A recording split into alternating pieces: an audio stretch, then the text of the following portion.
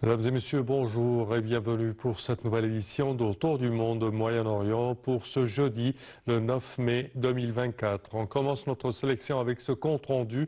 Le président Abdel Fattah el-Sisi a donné ses directives de poursuivre les efforts du projet L'avenir de l'Égypte au nouveau Delta de manière à contribuer à atteindre les objectifs stratégiques de l'État en matière de développement du secteur agricole du pays. Ceci a eu lieu lors de sa réunion avec le Premier ministre, Dr Moustapha Madbouli, en présence des ministres de l'électricité et des énergies renouvelables, Dr Mohamed Shaker, de l'irrigation, Hani Souelam, et du conseiller du président de la République pour l'urbanisme, Amir Saïd Ahmed.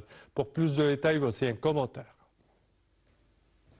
Le président Abdel Fattah el-Sisi s'est réuni mercredi avec le Premier ministre Moustapha Madbouli, le ministre de l'électricité et des énergies renouvelables Mohamed Shakir et le ministre de l'irrigation Hani Souelam. Ceci en présence du conseiller du président de la République pour l'urbanisme Amir Saïd Ahmed, du chef de l'autorité du génie des forces armées Ahmed Al-Azazi et du directeur exécutif de l'autorité de l'avenir de l'Égypte pour le développement durable Bahe El-Ghannem. La réunion a porté sur la fourniture des besoins nécessaires des installations et des services, notamment dans les secteurs de l'électricité, de l'eau et de l'irrigation, pour le projet de l'avenir de l'Égypte, dans le nouveau Delta, les projets de développement agricole à Al-Fayoum, Al-Menia et Beni Suif, ainsi que le projet Sanab el-Sono à Assouan et le projet de la région de Dakhla dans le sud de l'Égypte, qui s'inscrivent dans le cadre de la volonté de l'État de fournir des produits agricoles de haute qualité aux marchés locaux à des prix abordables aux citoyens et d'augmenter les taux d'exportation à l'étranger. Au cours de la réunion, le président el-Sisi a donné ses directives de poursuivre le renforcement des efforts pour bénéficier des succès du projet, de manière à contribuer à la réalisation des objectifs stratégiques de l'État dans le développement du secteur agricole du pays. Le chef de l'État a également ordonné de réaliser un progrès dans le domaine agricole, d'assurer la sécurité alimentaire du pays et la protéger des fluctuations internationales et d'augmenter les taux de croissance du revenu national.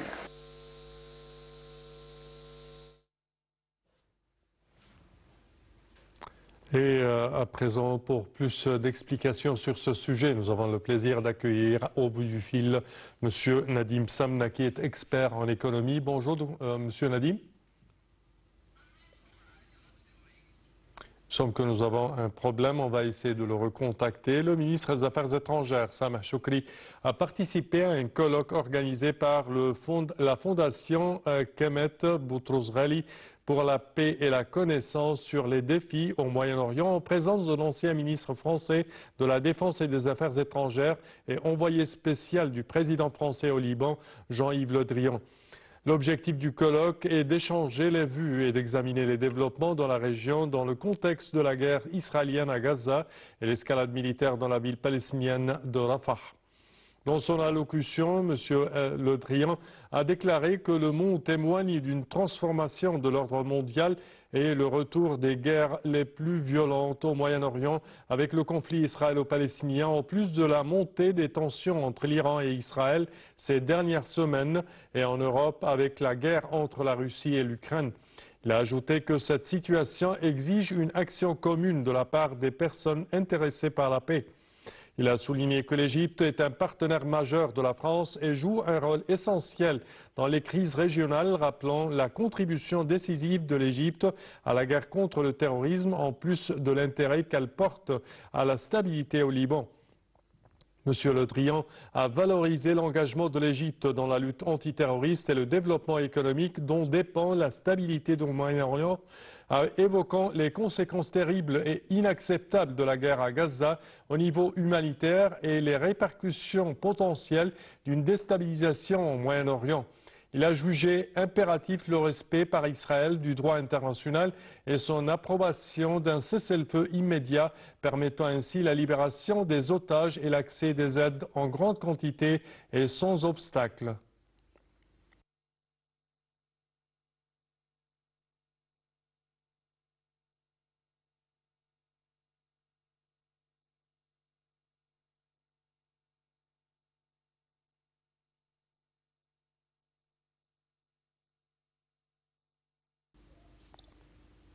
Et pour parler, chers téléspectateurs, de la réunion d'hier tenue par le président de la République avec plusieurs ministres et le Premier ministre, Dr Moussa Mohamed Bouli, sur le développement agricole en Égypte, nous avons le plaisir d'accueillir au bout du fil Mme Farida Choubachi, qui est journaliste et écrivaine et membre du Parlement égyptien. Bonjour Mme Farida.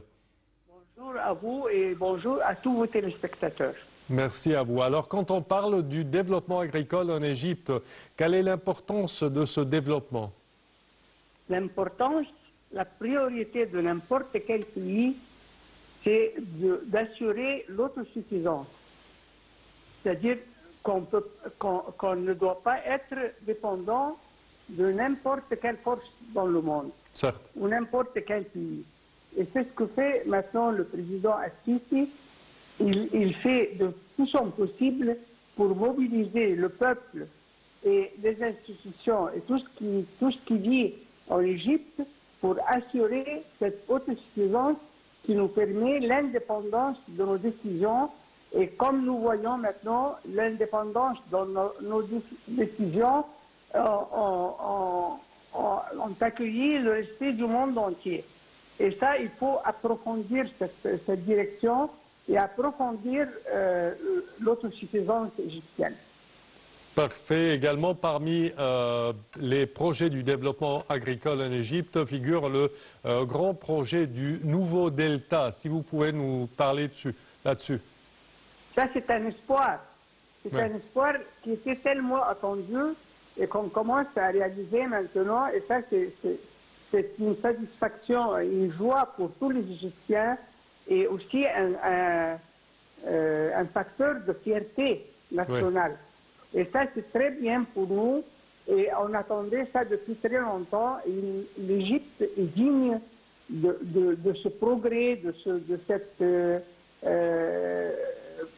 cette apparition nouvelle-là qui était éteinte il y a plusieurs années. Et depuis la révolution du 30 juin, et avec notre président Al-Sisi, l'Égypte retrouve sa position et son espoir et aussi sa stabilité et son influence sur les autres voies. Nous voyons maintenant que chaque fois que l'Égypte prend une décision, le monde entier déclare le respect et que c'est vraiment ce qu'il faut faire. Parfait. Madame Farida Choubachi, nous tenons à vous remercier énormément de vos explications. Je répète que vous êtes journaliste, écrivaine et membre du Parlement égyptien. Merci à vous. Et nous enchaînons, chers téléspectateurs, avec cette information. Le Conseil égyptien des affaires étrangères a condamné l'opération militaire lancée par les forces d'occupation israéliennes dans la ville de Rafah, au sud de la bande de Gaza, faisant ainsi montre d'une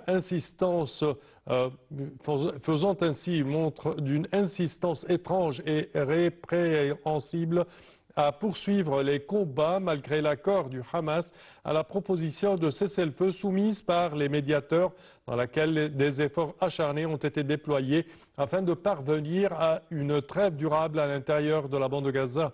Dans un communiqué, le Conseil a exprimé sa profonde consternation face à ce comportement israélien, soulignant que cette option est cohérente avec la campagne sanglante, systématique et continue lancée par Israël dans la bande de Gaza depuis le 7 octobre dernier, qui vise à prendre d'assaut les zones de la bande de Gaza et à déplacer sa population vers l'inconnu, y compris Rafah, où plus d'1 million de Palestiniens se sont réfugiés afin d'échapper aux crimes israéliennes. Une nouvelle preuve sans équivoque que les autorités dans la bande de Gaza se trouvent au milieu d'une guerre d'agression. Par ailleurs, le ministère des Affaires étrangères a rappelé qu'il avait mis en garde contre les dangers d'une éventuelle opération militaire israélienne dans la région de Rafah à Gaza, étant donné que cette escalade entraîne de graves dangers humanitaires qui menacent plus d'1 million de Palestiniens résidant dans cette région. Le ministère a appelé Israël à faire preuve de la plus grande retenue et à s'abstenir de toute nouvelle escalade à ce moment extrêmement critique des négociations de cessez-le-feu afin d'épargner la vie des civils palestiniens qui subissent une catastrophe humanitaire sans précédent depuis le début de la guerre. Et le secrétaire général de l'ONU, Antonio Guterres, a affirmé qu'une attaque à grande échelle contre Rafah serait une catastrophe humaine. D'innombrables autres victimes civiles, d'innombrables autres familles contraintes de fuir une fois de plus sans aucun endroit sûr où aller, parce qu'il n'y a aucun endroit sûr à Gaza, a-t-il déclaré. M. Guterres a souligné la nécessité d'un accord entre le gouvernement israélien et les dirigeants du Hamas afin de mettre terme aux souffrances insupportables des Palestiniens de Gaza ainsi qu'à celles des otages israéliens et de leurs familles.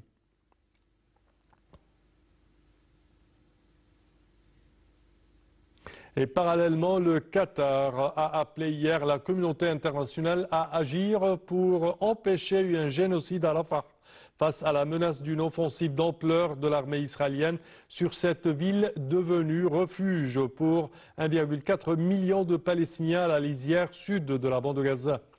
Le pays du Golfe, médiateur dans les négociations sur une trêve entre Israël et le Hamas palestinien, a appelé dans un communiqué à une action internationale urgente qui permettrait d'empêcher que la ville ne soit envahie et qu'un crime de génocide ne soit commis.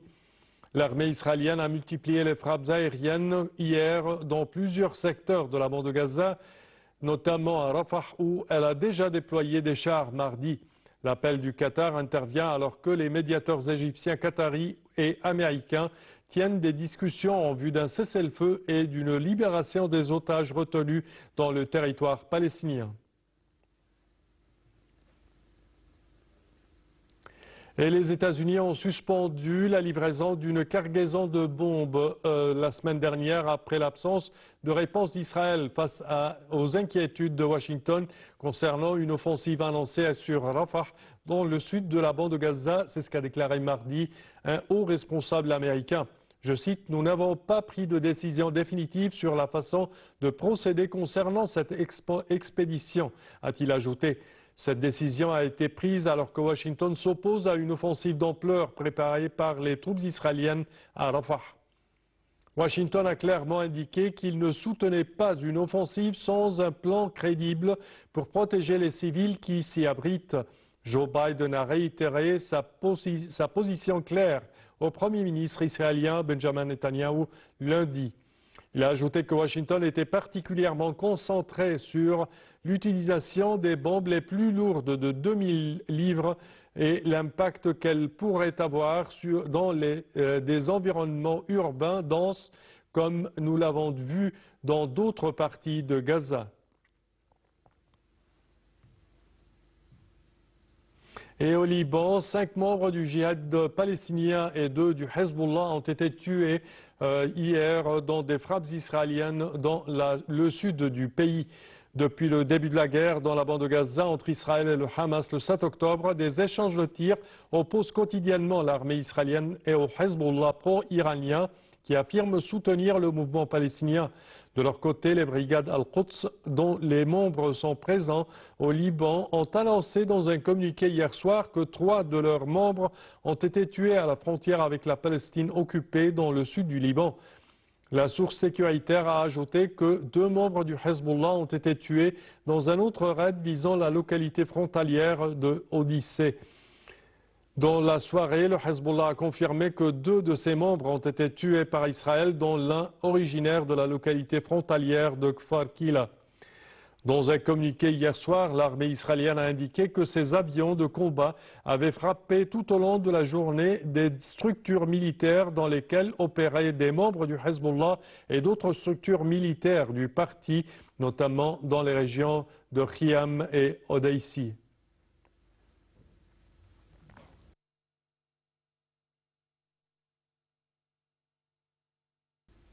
Et un navire marchand traversant le golfe d'Aden au large du Yémen a signalé 2 explosions à proximité immédiate, a rapporté mardi l'agence de sécurité maritime britannique UKMTO. Le navire et tout l'équipage sont en sécurité, précise l'agence, ajoutant que les autorités enquêtent sur les explosions qui ont eu lieu dans le sud de la ville yéménite d'Aden. L'agence de sécurité dirigée par la marine britannique n'a pas fourni de détails sur le navire ou la nature de l'attaque. Depuis novembre, les Houthis du Yémen ont lancé des dizaines de frappes de drones et de missiles contre des navires en mer Rouge et dans le golfe d'Aden, perturbant le commerce maritime mondial dans cette zone stratégique. Ils disent agir en solidarité avec les Palestiniens dans le contexte de la guerre déclenchée en octobre entre Israël et le Hamas dans la bande de Gaza.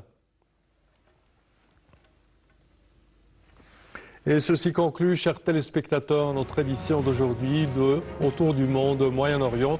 Je vous remercie de votre attention et je vous donne rendez-vous la semaine prochaine à la même heure. Au revoir.